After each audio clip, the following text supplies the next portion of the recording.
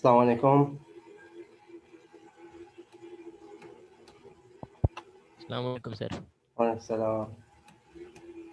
आज की इस वीडियो लेक्चर में हम बैंडविड्थ यूटिलाइजेशन जिसमें हमारे पास है मल्टीप्लेक्सिंग एंड स्प्रेड स्पेक्ट्रम या स्प्रेडिंग सिग्नल्स, हम ये टॉपिक कवर करेंगे। तो सबसे पहले है कि अगर आप बैंडविड्थ को यूटिलाइज करना चाहते हैं, ठीक है, तो is the wise use of available bandwidth to achieve specific goals.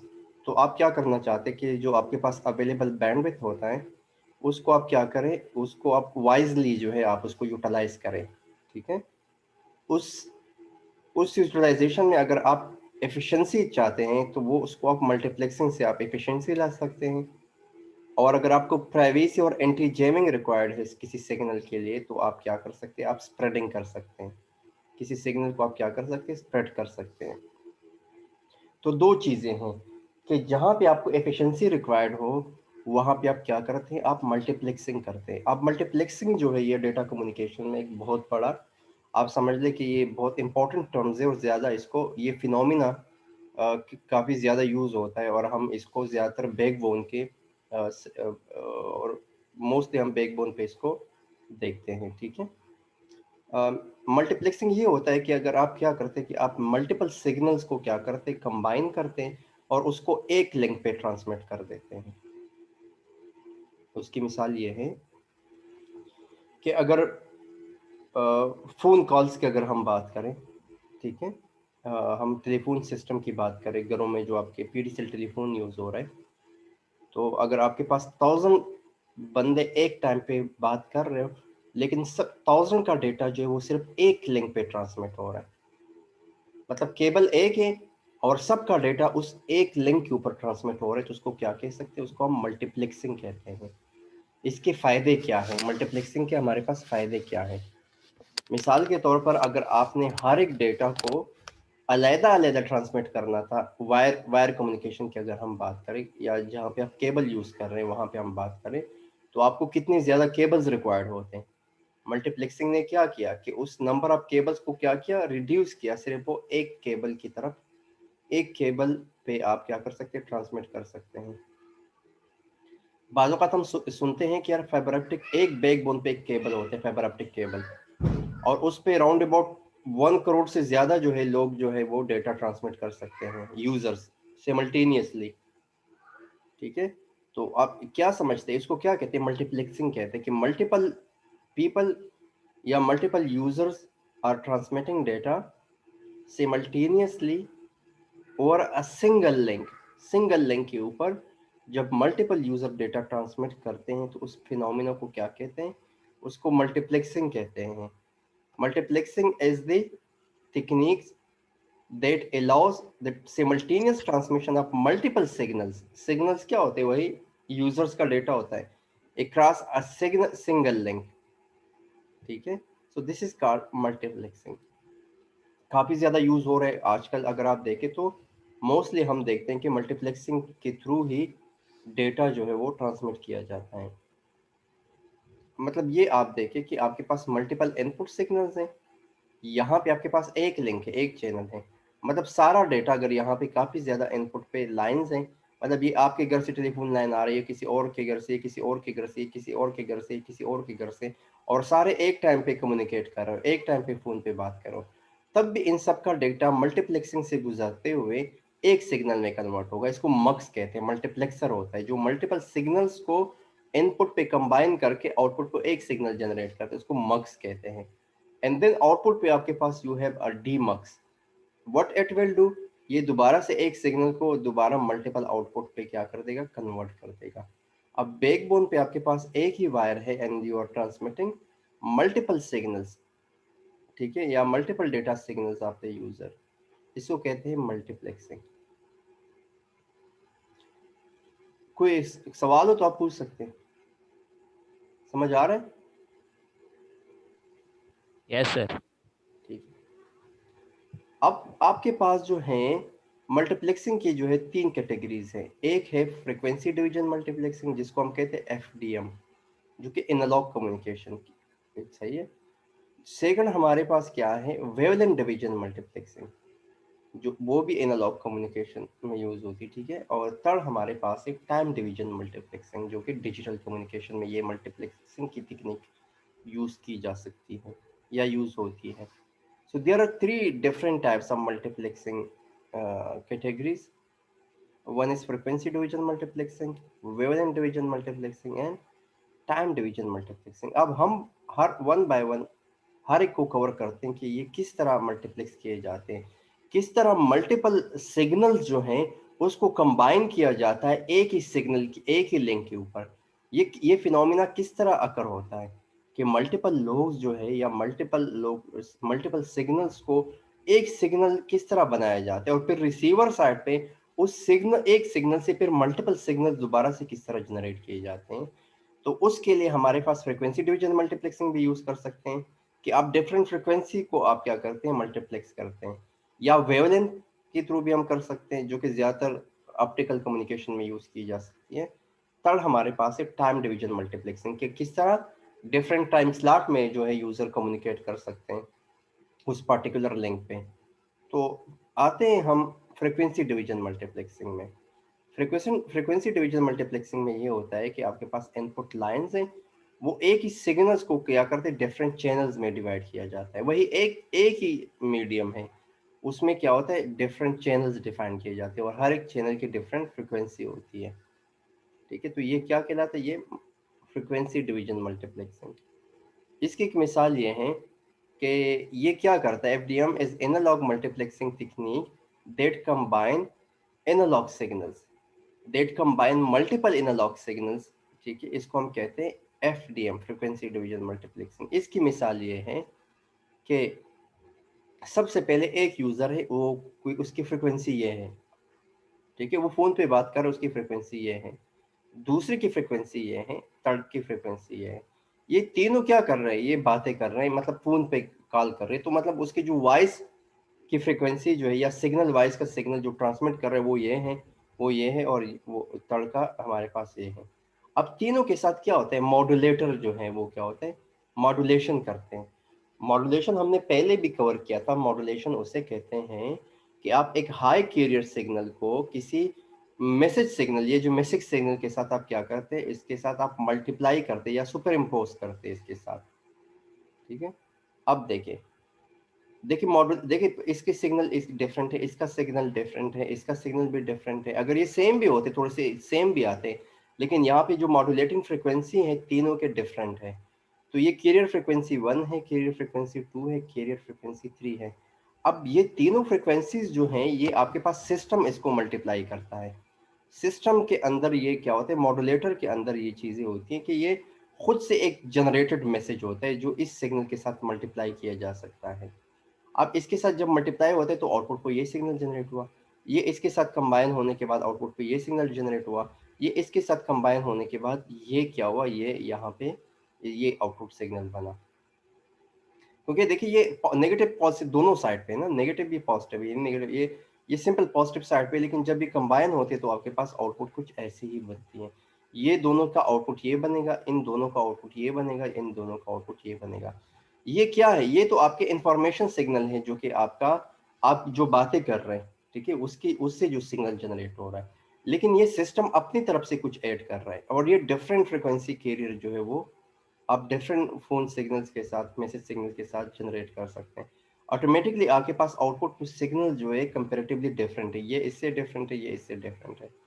अब ये तीनों सिग्नल्स यहाँ पे आके क्या हो जाते हैं, कंबाइन हो जाते हैं, मल्टीप्लेक्स हो जाते हैं, ठीक है। मॉड्यूलेशन उसके बाद जो है ना, ये कंबाइन होने के बाद आपके पास आउटपुट पे ये सिग्नल बनता है, ये मग्स, ये क्या हो जाता है यहाँ पे, मग्स, ठीक है। तो multiple input signals are combined into one signals. तो ये तो सेंडर साइड पे होता है, जहाँ पे हम डेटा ट्रांसमिट कर रहे हैं। अब रिसीवर साइड पे, ठीक है, ये देखिए, ये वो मैसेज सिग्नल है जो कि मिडल पे जा रहा है। अब हमने क्या किया, इन तीनों सिग्नल्स को कंबाइन करके एक ही सिग्नल बनाया गया, जो कि आपके पास क्या है, और आपके पास आउटपुट पे वो डेटा ट्रांसमिट हो रहा है। तो देखिए, इनपुट पे मल्टीपल सिग्नल्स है, और ये जो बैकबोन है जो कि मिडल पे, जो जहाँ पे आपके पास एक ही सिग्नल मूव कर रहे हैं। ये एक सिग्नल जब रिसीवर साइड के पास आएगा तो रिसीवर को किस तरह पता चलेगा कि यूजर 1 का ये सिग्नल है, यूजर 2 का ये सिग्नल है, यूजर 3 का ये सिग्नल है। ठीक है, तो उसको पहचानने के लिए हम क्या करते हैं, फिल्टर यूज करते हैं। और फिल्टर यूज करने के बाद जब आप सिग्नल्स ये वाले एक्सट्रैक्ट कर लेते हैं, ये वाले सिग्नल्स आप फिल्टर से पास आउट करते हैं और आपको ये सिग्नल रिसीव हो जाते हैं, तो फिर आपको किस तरह पता चलेगा कि इसमें मैसेज सिग्नल कौन सा है। वहां पे हम डीमॉड्यूलेशन करते, तो डीमॉड्यूलेशन से हम फिर ये वाले पार्ट जो है उसको इससे अलहदा करते हैं, आप आउटपुट पे ये सिग्नल दोबारा से जनरेट कर देते हैं। तो जब वो सिग्नल यहाँ पे फिल्टर के पास आते हैं, जब वो फिल्टर करते तो वो हर एक फ्रिक्वेंसी को फिल्टर आउट करने के बाद आपके पास सिग्नल जो है वो फिल्टरिंग के बाद ये रिसीव हो जाते हैं। और फिर डीमॉड्यूलेशन के बाद इससे ये सिग्नल अलहदा किए जाते हैं और आउटपुट पे आपको ये सिग्नल जो कि ऑन इनपुट पे ट्रांसमिट किए गए थे, एग्जैक्टली सेम सिग्नल आपके पास आउटपुट पे रिसीव हो गए। तो ये फिनोमेना आपके पास यूज होता है जिसके थ्रू आप क्या करते हैं, आप डेटा को ट्रांसमिट करते हैं, मल्टीपल सिग्नल्स को सिमल्टेनियसली ट्रांसमिट कर सकते हैं एक सिंगल लिंक के ऊपर। और इससे हम क्या कर सकते हैं, इससे हम एफिशिएंसी अचीव कर सकते हैं। आपके पास एक ही बैकबोन केबल है और आप मल्टीपल यूजर्स के डेटा उस एक केबल पे ट्रांसमिट कर रहे हैं, इंस्टेड ऑफ कि आप हर एक यूजर का अलग-अलग केबल कनेक्टिविटी करें, जिससे कास्ट भी बढ़ेगा और आपकी एफिशिएंसी भी खराब होगी। तो उसको हम मल्टीप्लेक्सिंग से अचीव कर सकते हैं। कोई कोई प्रॉब्लम हो तो आप यहाँ पे पूछ सकते हैं, या कोई क्वेश्चन करना हो तो। Any question? हाँ सर, ठीक है। कोई मुश्किल है तो आप मुझसे बताएं ताकि मैं इसको और सिंपल तरीके से आप लोगों को समझाने की कोशिश करूं, अगर कोई प्रॉब्लम है तो। हाँ सर, अगर सर इस तरह का क्वेश्चन आया तो ये बनानी पड़ेगी पिक। हाँ, ये बताएं। अभी इसके रिलेवेंट हम एग्जांपल्स देख लेते हैं। ठीक है सर। तो सबसे पहले हमारे पास जो एग्जाम्पल है वो ये है कि आपके पास एज्यूम कर ले कि that a voice signal channel occupy a bandwidth of 4 kilohertz, and we need to combine 3 voice channels into a link with a bandwidth of 12 kilohertz from 20 to 32 kilohertz. ये आपके पास जो है बैंडविड्थ क्या है आपका, 12 किलोहर्ट्ज। ये 12 किलोहर्ट्ज बैंडविड्थ किस तरह है, बैंडविड्थ हमने क्या कहा था, the difference between the highest frequency and the lowest frequency. अगर आप लोगों को याद हो, हमने ये क्वेश्चन सॉल्व किए थे। बी डब्ल्यू हमने किससे इक्वल किया था, F H, high frequency minus low frequency. High frequency यहाँ पे क्या है 32 किलोहर्ट्ज, लो फ्रीक्वेंसी क्या है 20 किलोहर्ट्ज। सो 32 माइनस 20 आपके पास क्या आएगा 12 kilohertz. So this is the bandwidth. Show that the configuration using the frequency domain assume that there is no guard band. अच्छा, ये guard band का concept कहाँ पे आता है, दो फ्रीक्वेंसी सिग्नल्स को जब आप क्या करते हैं, उसको एक दूसरे से अलहदा करते हैं ताकि उनमें इंटरफेरेंस ना हो, तो वहाँ पे गार्ड बैंड यूज होता है। इसका एक स्पेसिफिक जो है ये भी होता है, कुछ कुछ किलो हर्ट्ज का हो सकता है ये आपके पास इस केस के अंदर। तो आपने क्या करना है, आपने एक वॉइस चैनल जो है उसका 4 किलो हर्ट्ज है, देखिए 4 किलो हर्ट्ज है ना, तो 20 से 24, 24 से 28, 28 से क्या है 32। ठीक है, तो आप क्या कर सकते हैं, आप किस तरह 3 सिग्नल्स बना सकते हैं, ठीक है, वॉइस सिग्नल से।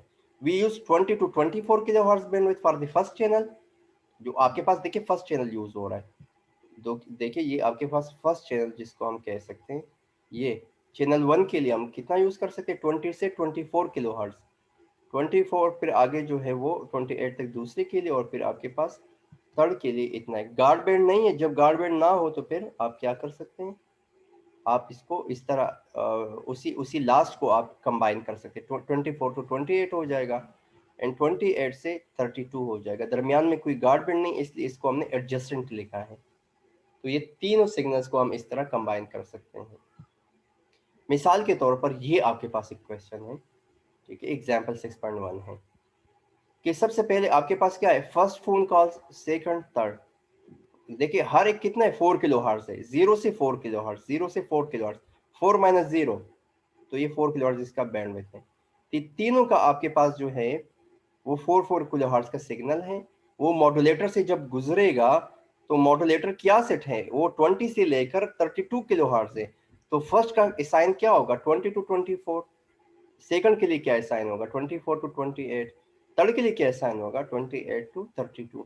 तो आउटपुट को आपके पास इस मॉड्यूलेशन के बाद ये वाले सिग्नल्स यहाँ तक पहुंच गए, क्योंकि आपके पास आपने डिफाइन किया था कि ये किलोहर्ट्ज की सिग्नल। जब आपने इसको कंबाइन किया, देखिए ये 20 to 24 ये कलर आ रहा है, ये कलर आ रहा है, और ये कलर आ रहा है। अब ये तीनों जो है देखिए एक ही सिग्नल के फॉर्म में क्या हो रहा है, ट्रांसमिट हो रहा है। और जब ये 2032 यहाँ पे आउटपुट पे आएगा, बैंड पास फिल्टर से गुजरेगा। देखिए फिल्टरिंग क्या करता है, एक डिजायर फ्रिक्वेंसी को पास कर सकता है। लो पास फिल्टर ये करता है कि लो फ्रिक्वेंसी को पास करता है। हाई पास फिल्टर ये करता है सिर्फ हाई फ्रिक्वेंसी को पास करता है। जो बैंड पास फिल्टर है वो एक पर्टिकुलर फ्रिक्वेंसी को पास कर सकते हैं। तो यहाँ पे जो फिल्टरिंग यूज हो रहा है वो एक पर्टिकुलर फ्रिक्वेंसी को आप क्या कर सकते हैं, पास कर सकता है। सो आपने क्या किया, यहाँ से बैंड पास फिल्टर से आपने एक्सट्रैक्ट किया दोबारा से ये फ्रिक्वेंसी, और फिर डीमॉड्यूलेशन करने के बाद you get the signals.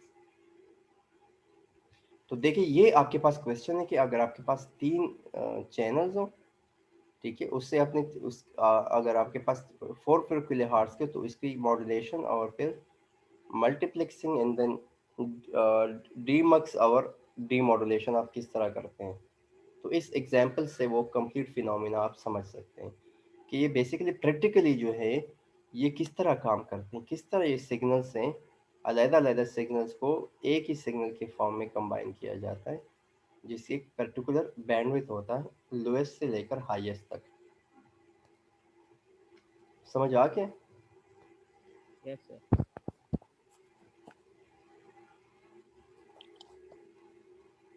Any question? No sir. मुश्किल तो नहीं है ना? No sir.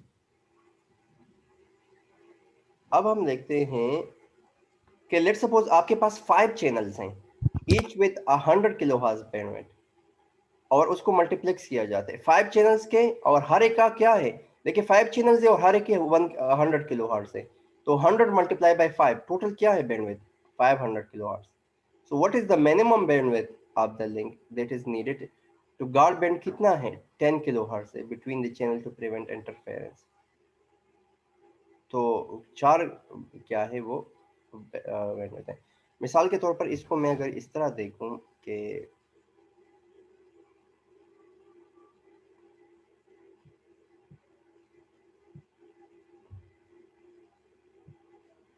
ये है कि आपके पास 5 सिग्नल है, ठीक है, और हर एक का क्या है, 100 किलोहर्ट्ज हर एक का।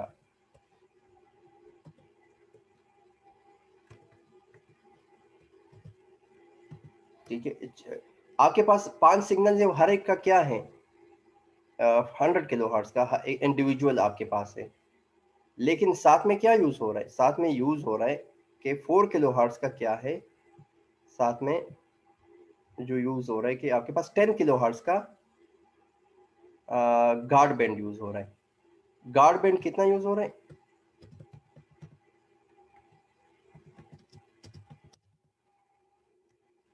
10 किलोहर्ट्ज। ठीक है, अब आपके पास ये है कि 10 किलोहर्ट्ज का गार्ड बैंड यूज हो रहा है। तो आपके पास मिनिमम बैंडविड्थ कितनी होनी चाहिए, जो मेन लिंक है, जो आपके पास मेन लिंक है उसकी मिनिमम बैंडविड्थ कितनी होनी चाहिए। देखिए 5 यूजर है ना, मिसाल के तौर पर अगर मैं देखूं, ड्रा करूं, ठीक है, एक ये यूजर है, आपने एक सिग्नल ये बनाया, ये सिग्नल ये बनाया, ये सिग्नल ये है, ये सिग्नल ये है, ये 5 सिग्नल है, और हर एक कितना है, 100 है।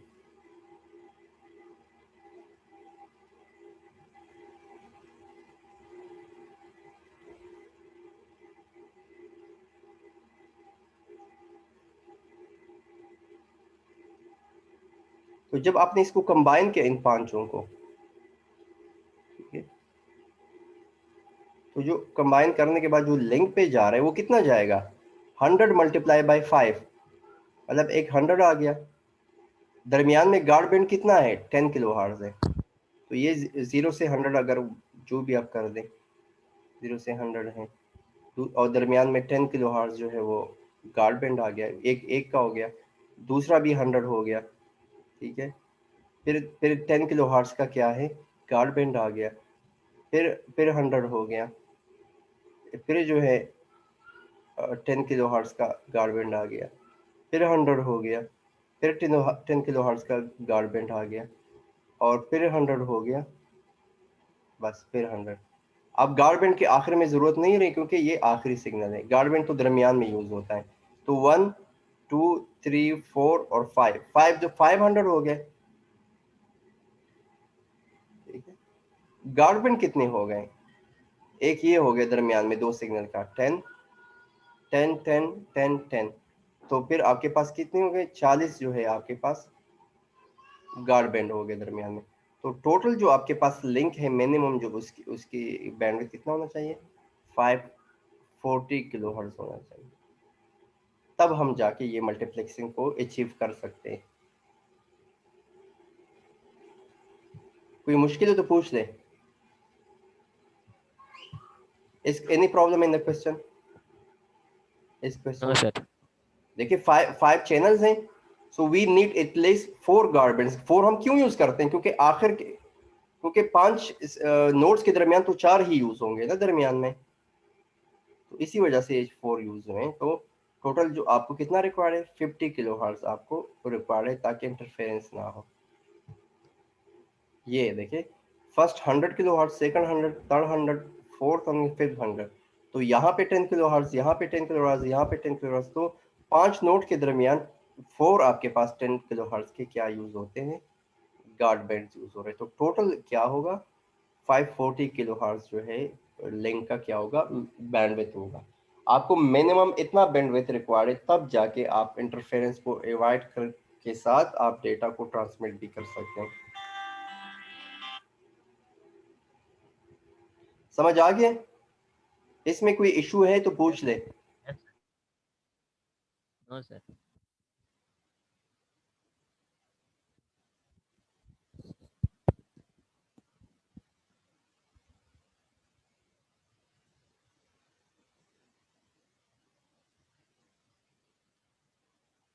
इसमें अगर आप देखें इस क्वेश्चन को, अगर आपको कोई क्वेश्चन है तो आप काइंडली पूछ ले,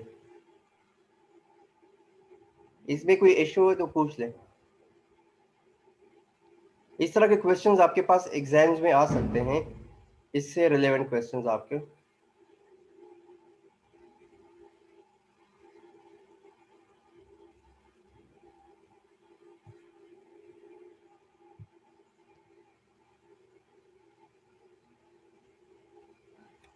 ठीक है, सर ये आज लास्ट क्लास है ना, इसके बाद तो अब पेपर है। हाँ बिल्कुल। सर पेपर का कुछ बता दें, किस तरह देंगे, ऑब्जेक्टिव भी होंगे? चलो मैं, हाँ मैं अब साथ में बता देता हूँ, मुझे 2 मिनट दे दे, मैं आ रहा हूँ, ठीक है। ठीक है सर।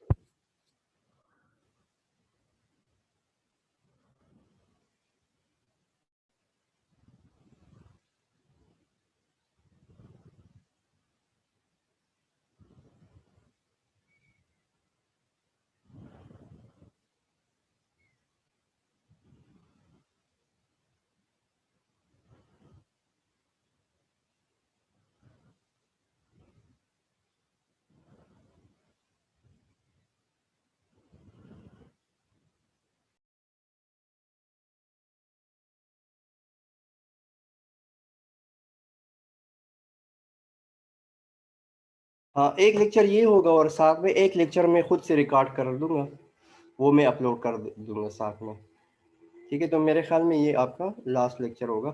एग्जाम्स के ठीक अंदर है जो है वही बेसिक, जिस तरह आपका मिड टर्म हुआ था उसी तरीके का एग्जाम होगा। तो इतना कोई मेरे ख्याल में जिस तरह आप लोग मिड टर्म का पैटर्न था, तो वो पैटर्न आप लोग के जहन में होगा, उसी पैटर्न को फॉलो करते हुए आप क्या कर सकते हैं, ठीक है सॉल्व कर सकते सर, उसमें ऑब्जेक्टिव तो नहीं थी, अब देंगे आप? हैं। ऑब्जेक्टिव मैं नहीं दूंगा, ठीक है सर। ऑब्जेक्टिव की कोई ज़रूरत नहीं है इस कोर्स में, क्योंकि इस ऑब्जेक्टिव्स का कोई इतना वो नहीं है, ज़रूरत नहीं है इस कोर्स में, ठीक है। ठीक। लेकिन ये है कि आप ये बेसिक बेसिक क्वेश्चंस जो है आप लोगों को आनी चाहिए, ताकि जो कोर्स में क्योंकि आप लोगों का बेसिक लेवल का कोर्स है, आप लोगों का फर्स्ट सेमेस्टर है और एडीपी कोर्स है, तो मेरे ख्याल में इतना जितना हमने कवर किया इतना आप लोगों के लिए काफ़ी है, क्योंकि आप ये कंसेप्ट आगे भी फिर एडवांस कोर्सेज में पढ़ेंगे दोबारा इंशाल्लाह। ठीक है।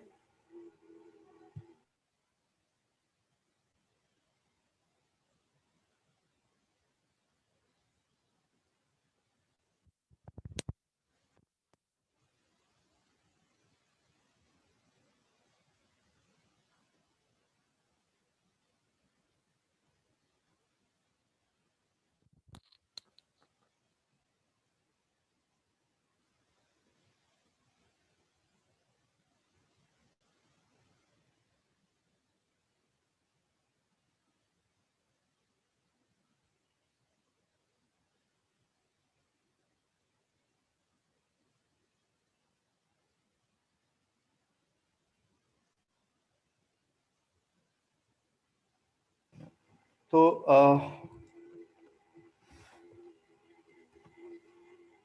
अब देखिए कि आपके पास लेट्स सपोज 4 डेटा सिग्नल्स हैं और आप उसको ट्रांसमिट कर रहे 1 एमबीपीएस का, और सैटेलाइट जो है आपके पास जो फ्रीक्वेंसी चैनल है वो 1 मेगाहर्ट्ज है। So design an appropriate configuration using FDM frequency division multiplexing. So as we know, satellite channel is analog, so we divide it into 4 channels. Each channel are 450 kilohertz. ठीक है, क्योंकि आपके पास total कितना है 1 megahertz है ना। ठीक है, तो उसको आप क्या कर सकते हैं, आप 4 चैनल्स बना सकते हैं। क्या 250 250 कितने हो गए, 500 हो गए, क्योंकि आपके पास और 500 प्लस 5 तो तकरीबन आपके पास 1 मेगाहर्ट्ज के अंदर आप कितने यूज कर सकते हैं, आप टोटल 4 चैनल यूज कर सकते हैं। कुछ जो है कुछ हिस्सा किसके लिए चला जाएगा, वो गार्ड बैंड के लिए चला जाएगा। तो ये है, और ईच बिट जो है वो 1 मेगाहर्ट्ज पे आप क्या करते हैं, मॉड्यूलेट करते हैं। तो ऐसे बेसिक क्वेश्चन है जो कि आप इजीली कर सकते हैं, ये कोई इतना वो मुश्किल नहीं है। तो ये आप यूज कर सकते हैं, बेसिक बेसिक क्वेश्चन है। अगर ये देखिए, अगर आपके पास है एडवांस मोबाइल फोन सिस्टम, ये पुराने सिस्टम होते थे मोबाइल फोन में जो यूज होते एम्स जिसको हम कहते थे, कुछ लोग इसको एनालॉग मोबाइल फोन सिस्टम कहते हैं, लेकिन वो basically advance mobile phone system थे। ये जब मोबाइल कम्युनिकेशन पाकिस्तान स्टार्ट हुई थी, इवन पाकिस्तान के अंदर 2000 या 2001 में इस तरह के सेट आपको नज़र आते थे, जो सिम उसमें नहीं होता था बल्कि वो आपको नंबर अलाउड किया जाता था, तो वो उसको हम एम्स मोबाइल सिस्टम कहते थे। तो आपके पास uses 2 bands. The first bands क्या कहाँ से कहाँ तक है, 824 से 849 तक एक बैंड यूज हो रहा है मेगाहर्ट्ज का, और सेकंड जो यूज हो रहा है वो 869 से 894 मेगाहर्ट्ज का यूज हो रहा है for receiving. So each user is a bandwidth of 30 kilohertz, कि हर एक यूजर का बैंडविड्थ कितना है, 30 किलोहर्ट्ज है। So how many people can use their sealer phone, तो कितने लोग जो है वो सिलर फोन को यूज कर सकते हैं। देखिए आप आपके पास 2 बैंड्स किए गए हैं, एक 824 से लेकर 849 तक है, दूसरा आपके पास इतना है, और आपको एक यूजर का ये बैंड है, तो टोटल लोग कितने यूज कर सकते हैं।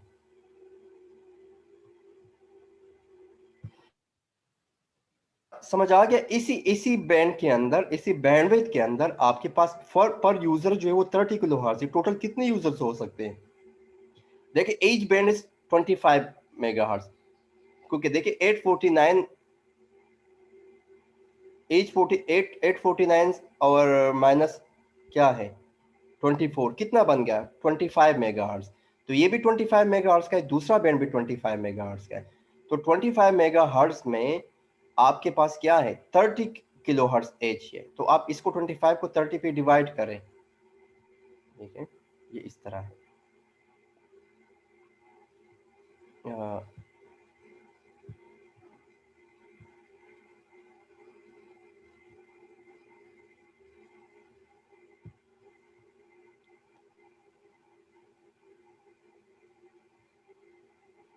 टोटल जो आपके पास बैंडविड्थ है, टोटल बैंडविड्थ जो है एक पेज वो कितना है,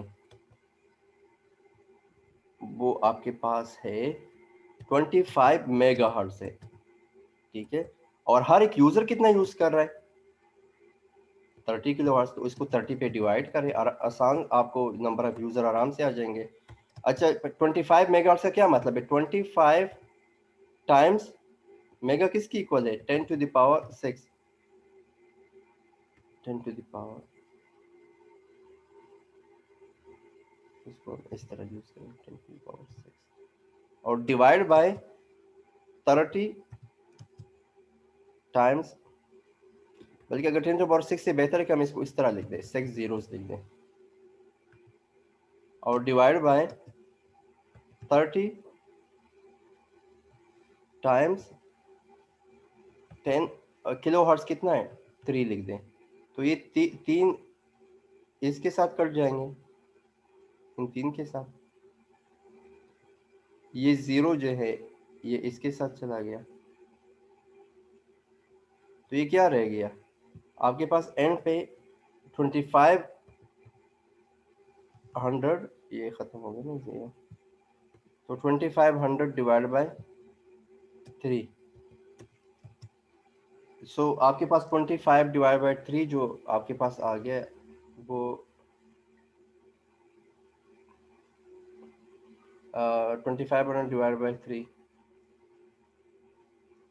आपके पास 833.33, तो कितने मैक्सिमम कितने हैं तकरीबन इसी बैंडविड्थ के अंदर 833 यूजर्स जो है वो यूज कर सकते हैं। अगर आपके पास इतना हो तो तकरीबन 833 लोग जो हैं उस चैनल पे सिमल्टेनियसली बात कर सकते हैं। अगर 833 लोग फोन पे बात करें एक टाइम के ऊपर तब भी वो इसी बैंडविड्थ के अंदर वो क्या कर सकते हैं, वो बात कर सकते हैं। तो ये बड़ा प्रैक्टिकल क्वेश्चन था,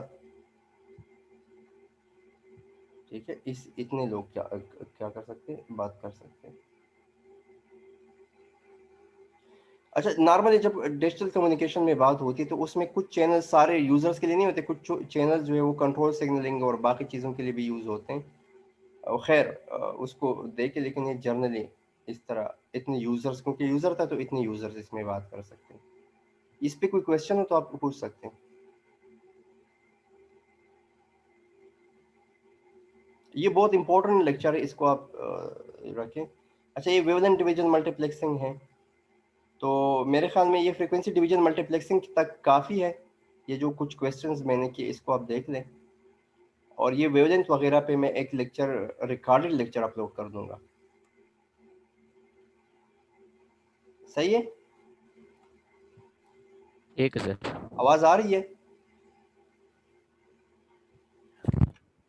कोई प्रॉब्लम हो या कोई क्वेश्चन हो आप यस पूछ सर, आ सकते रही है, ठीक। हैं, रिलेवेंट कोई क्वेश्चन हो आप पूछ सकते हैं, क्योंकि आज हमने थोड़ा सा कुछ एग्जांपल्स वगैरह भी साथ में देखी हैं, ताकि अगर कोई इशू हो तो आप पूछ लें, और इस लेक्चर को ज़रूर आप रिवाइज करें। ठीक है सर।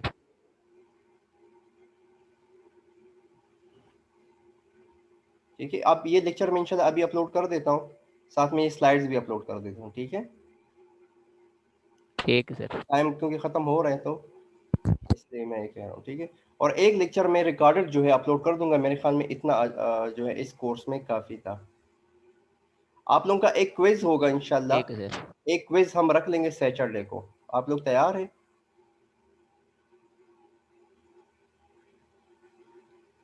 एग्जाम से सर पहले सैटरडे को हमारी क्लास भी है। तो फिर आप संडे को या मंडे को आप मुझे बता दें, ताकि हम ज़रूर रखें, एग्जाम से पहले एक ठीक है क्विज हम सर। ज़रूर ले लें। आप मुझे कोई टाइम बता दें ताकि उस टाइम पे इसको मैं अरेंज कर दूं, ठीक है सर। ठीक है। कोई भी रेलेवेंट ठीक क्वेश्चन है हो, सर। कोई इशू हो कोर्स के हवाले से आप मुझसे पूछ सकते हैं, ठीक है सर। ठीक है सर, थैंक यू, अस्सलाम वालेकुम, अल्लाह हाफिज़ सर। अल्लाह हाफिज़।